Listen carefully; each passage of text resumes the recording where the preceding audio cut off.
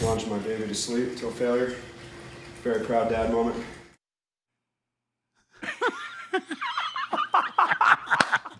We've got to get Lewis on awesome. with that now. Now, you talking about creativity in the workout. That's good stuff right there. I love that. All right, Coach, first of all, who came up with that idea, Lewis? Was that you or your wife? I was just trying to help my wife out. She was doing stuff in the house, and I just took her through a workout. I love it. That is great. Louis Caralla is the in charge of strength and conditioning at Georgia Tech, and in particular for the football program, a valuable member of Jeff Collins' program and staff, certainly in football, but also Todd Stansbury's athletic department. I said going to break, you became a social media phenomenon during the pandemic because I don't know if this was something that was in the back of strength and conditioning coaches' minds, Lou, but all of a sudden you had to find a different way to work out. So how did you generate ideas? Did you have something in mind? Hey, by the way, if this ever happens, this is our go-to plan, or where did all this develop from? Because it was phenomenal to follow on social media.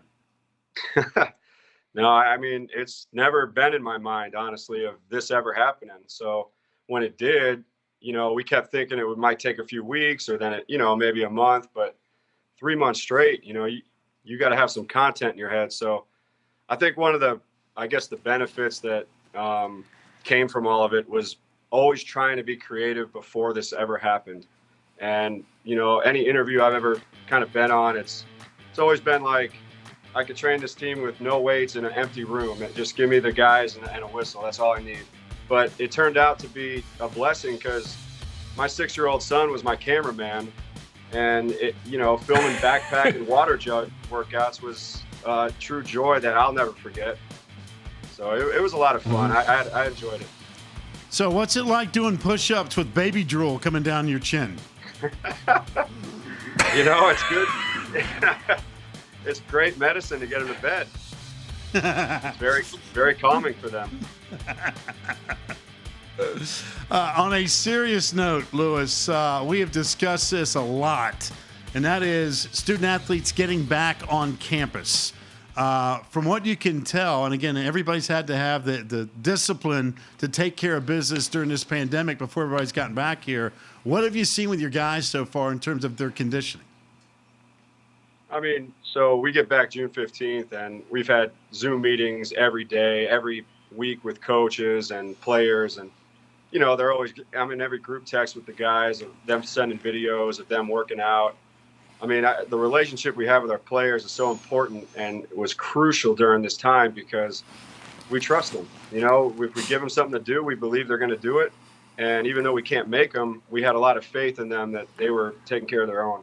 So I try to send them as much as I can individually, stuff that I'm doing on my own. I hope they are too, just to hopefully place it in their heart that this is no time to rest.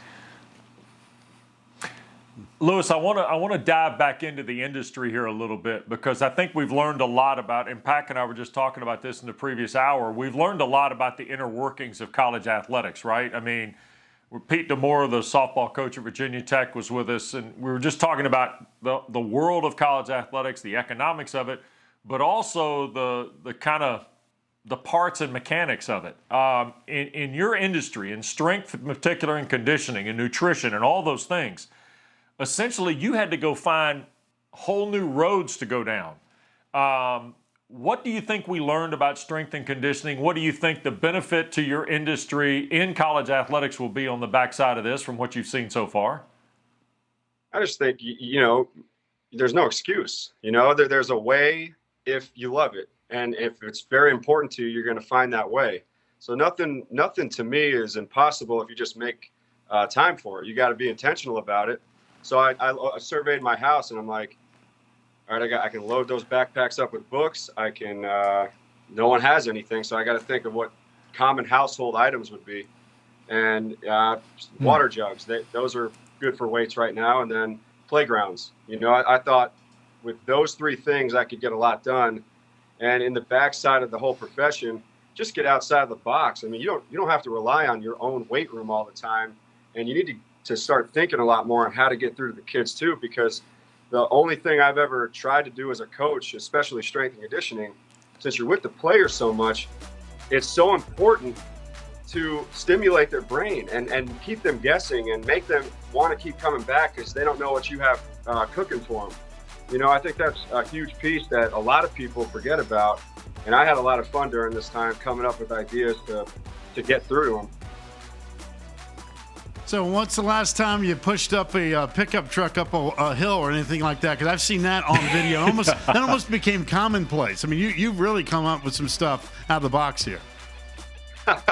I mean, just everything, you name it. I mean, we've tried to put it on film for all the guys to see, but then it ended up being like, you know, half of the southeast of all high school football programs taking advantage of these workouts too. I got a lot of feedback from them, and that was a lot of fun to hear that.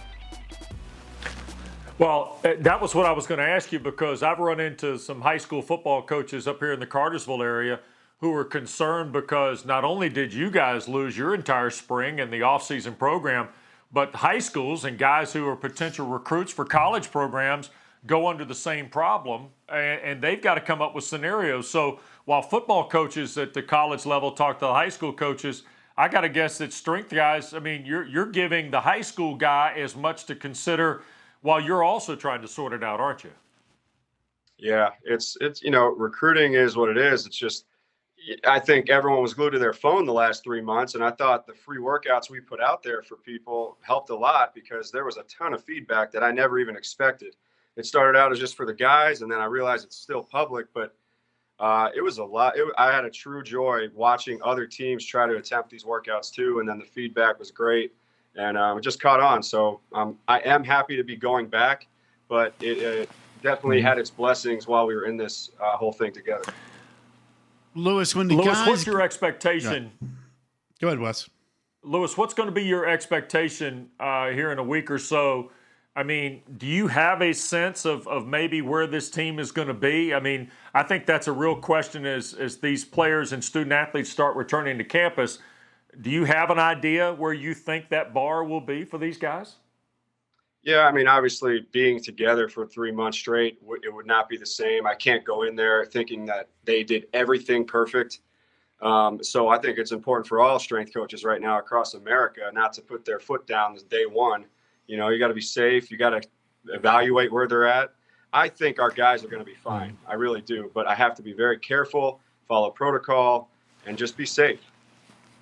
That was going to be my follow-up with you too, Lewis, is that how quickly do you get back into the typical rhythm? I mean, if I would have said to you, hey, a year ago on June 15th, what were you guys working on versus what June 15th could possibly look like next week? And again, I guess that's where, hey, that's why you're getting paid the big bucks, because you've got to figure out, hey, where is this football team from a physical standpoint? Because it's not easy. I mean, you know, you're not dealing with Mark Packer and Wes Durham and their workouts. These are guys that are really dialed in with what they want to do. Yeah, I just think you know, June 15th last year, I mean, we were rolling. We had such a great vibe in the building, the energy. We're all around each other. It was awesome. You know, the culture was year one last year, and it was just getting started still. This year, I felt like we made a lot of gains in the offseason, and then everything got cut.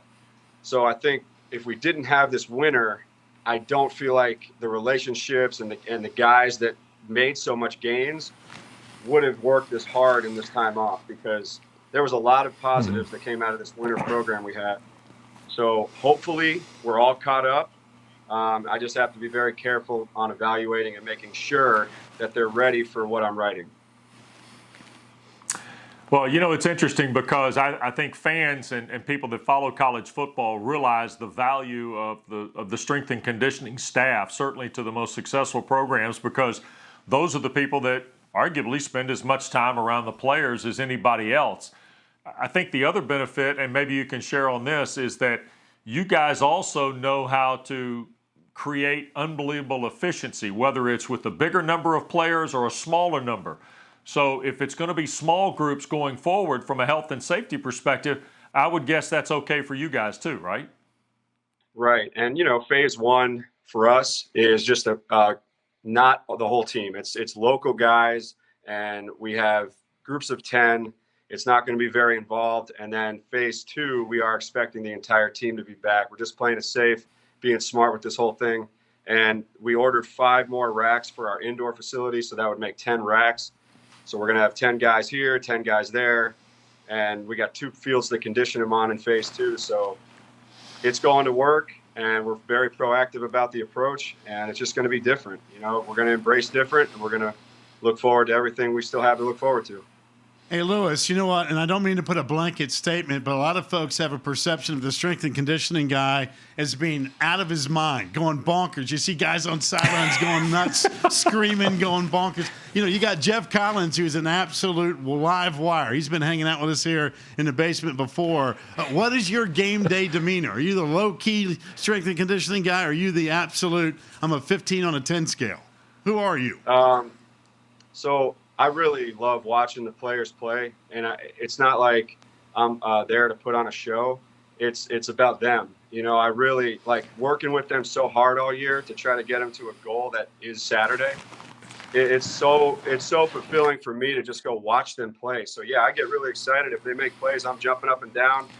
I don't think I'm a clown. I don't think I'm trying to be the show, but it's definitely very exciting for me and fulfilling to watch the kids you train all year go to battle together. You know, I love going to battle with them, so I feel like I'm in there with them. Hey, Lou, thanks for doing this. Really appreciate it.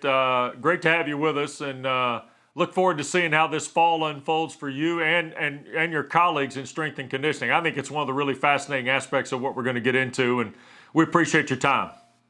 No, thank you guys so much for having me. It means a lot. Thank you.